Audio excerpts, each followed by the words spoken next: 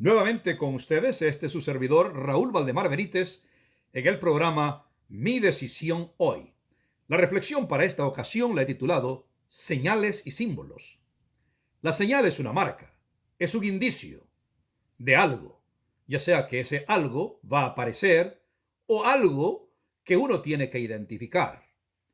El símbolo, sin embargo, es un signo que está asociado con una realidad y que la representa en un momento determinado. La marca podría ser sustituida más fácilmente que un símbolo.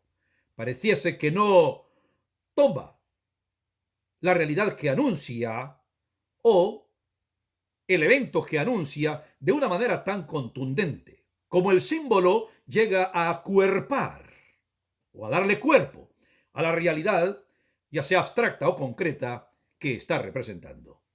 Una señal, por ejemplo, la señal de tráfico, la luz verde, podría reemplazarse por una luz azul. Y una vez que la gente es instruida en la función de esa señal, posiblemente al poco tiempo la luz verde ya será totalmente olvidada porque se seguirá la pauta que indica la luz azul, que es exactamente lo mismo que hacía la luz verde. El símbolo, sin embargo, tiene un carácter más permanente. Por ejemplo, la bandera es un símbolo patrio. La bandera, que es realmente un arreglo de pedazos de tela que representan a un país. Pero ¿qué es el país? Es el territorio, es la gente, son los valores, las tradiciones, las costumbres, la cultura en general. En otras palabras, esa bandera representa asuntos abstractos como los valores y la cultura en general, como también algo concreto como las personas, el territorio. Pero el símbolo es nada más esa tela, esa bandera. Sin embargo, una vez que esa tela común llega a armarse, a arreglarse como bandera, representa una realidad que va más allá de la misma tela. La representación de la realidad encontrada en ese símbolo impacta tanto la mente de las personas que al verlo o al ver la bandera en este caso, piensan en la realidad misma que representa. Ahora, cuando nosotros pensamos en el uso de señales y de símbolos en el marco bíblico, podemos nosotros analizar la diferencia de estas dos cosas usando justamente el sermón profético registrado en el libro de San Mateo capítulo 24 y en el libro de Lucas capítulo 21. Aparecen las señales de un evento que vendrá, el evento de la segunda venida de Jesucristo. Pero las señales son los terremotos o los fenómenos naturales, los fenómenos sociales, las convulsiones, las guerras, los fenómenos eh, políticos y también algunos fenómenos psicológicos como emocionales que el amor se va a enfriar. Existen todos estos eventos que son usados como señales, en otras palabras, como indicios de que la realidad de la segunda venida de Jesús está cercana. Cuando nosotros vemos todas estas señales en el libro de San Mateo, las señales en el campo natural, en lo social, en lo religioso, en lo político, en lo psicológico, pensamos inmediatamente que cuando este tipo de convulsiones, este tipo de desequilibrios en la naturaleza, en la sociedad o en cualquier otra área se están dando, pues nos dice que el evento real que apuntan está por llegar. Se le da una lectura de advertencia en las señales. Cuando llegamos al libro de Apocalipsis, el autor de este libro recoge justamente estas señales y le da un cuerpo en símbolos. Fabrica símbolos y aparecen símbolos como el dragón, la bestia, una nación como Babilonia, la mujer y otros símbolos que aparecen en el Apocalipsis que son muchos. Por ejemplo, el dragón. El dragón es símbolo de Satanás. Hemos de tener cuidado. Nosotros no vamos a concentrarnos a estudiar el símbolo para entender la realidad. No, no, no, eso no. Jamás. Nadie pretenderá estudiar las características de un ente mitológico como el dragón para entender a un ser espiritual como Satanás. Es un absurdo. Es solamente una representación, como la serpiente, que representa también a Satanás. No porque analicemos las características de la serpiente, entenderemos entonces las cualidades o algunos rasgos de Satanás. Sería algo fuera de lo común, del raciocinio correcto, tratar de hacer una evaluación de esa naturaleza. Lo mismo entonces con otros símbolos de Apocalipsis. Cuando el estudioso de la Biblia se concentra en el símbolo y no en la realidad que representa, podría estar enfocándose erróneamente en el asunto que debiera enfocar. Porque el símbolo no le dirá mucho, sencillamente el símbolo es una representación. Por ejemplo, en Apocalipsis, Babilonia representa entonces la nación, representa un sistema que pretende alcanzar el cielo por la voluntad humana. Sabemos nosotros que el imperio babilónico se caracterizó porque quería hacer que aquellos que eran sometidos en su reino adoraran, pero a la manera que ellos querían. De allí que Babilonia es el símbolo de la fuerza imponiéndose sobre la conciencia para decirle a la persona lo que debe hacer, incluyendo las cosas espirituales o religiosas. Babilonia, por lo tanto, es lo opuesto en Apocalipsis a Jerusalén. Jerusalén, sin embargo, es un símbolo del pueblo de Dios. Es un símbolo de la obra de Dios, rescatando a la humanidad. Mientras que Babilonia es un símbolo de la obra del hombre, queriendo alcanzar el cielo. Jerusalén es un símbolo de la obra de Dios, tomando a su pueblo para tenerlo consigo. Son dos cosas opuestas. También en el libro de Apocalipsis aparecen bestias, y las bestias simbolizan reinos o poderes estatales y políticos.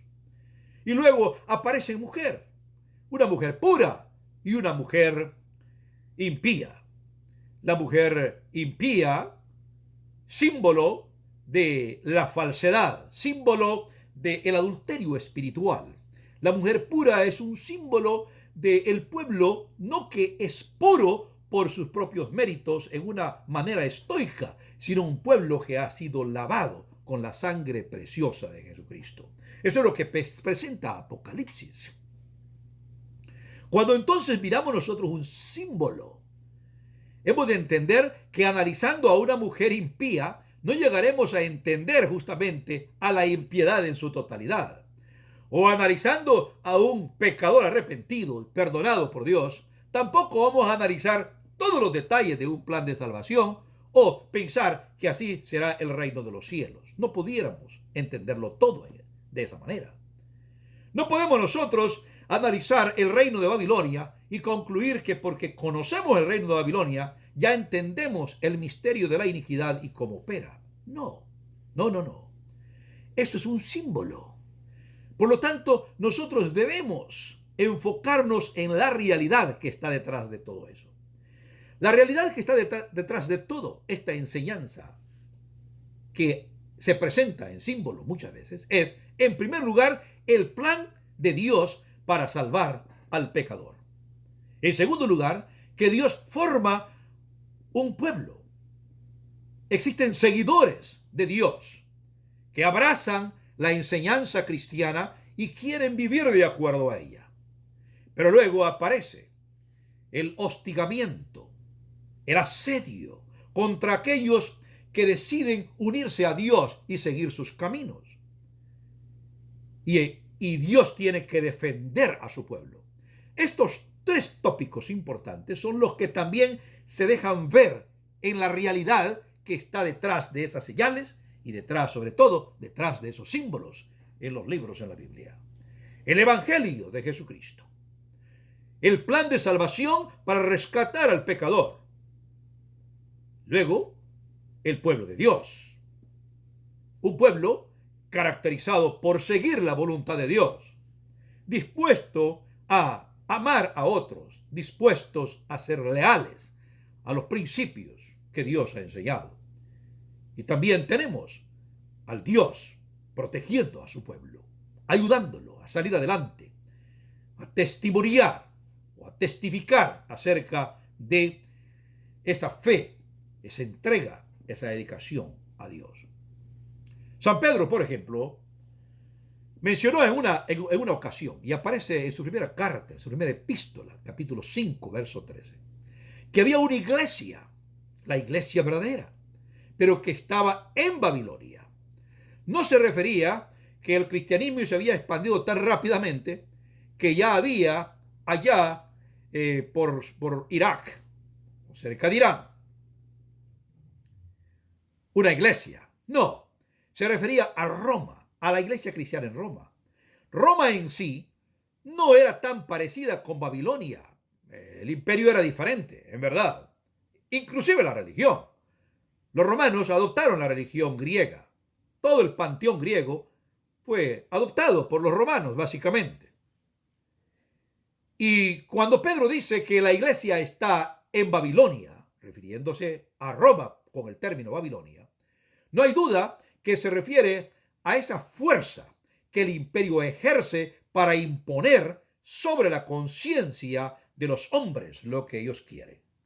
No importa que sea una inclinación religiosa que pretende el imperio, pero si lo pretende a la fuerza, reprime, somete la conciencia de las personas, ya sea aplicando esa fuerza de manera física o de manera psicológica, una presión psicológica de manipulación de la mente de las personas, es de todas maneras una figura o es un poder que está en contra de la voluntad de Dios. Y Pedro dice que la iglesia está en Babilonia.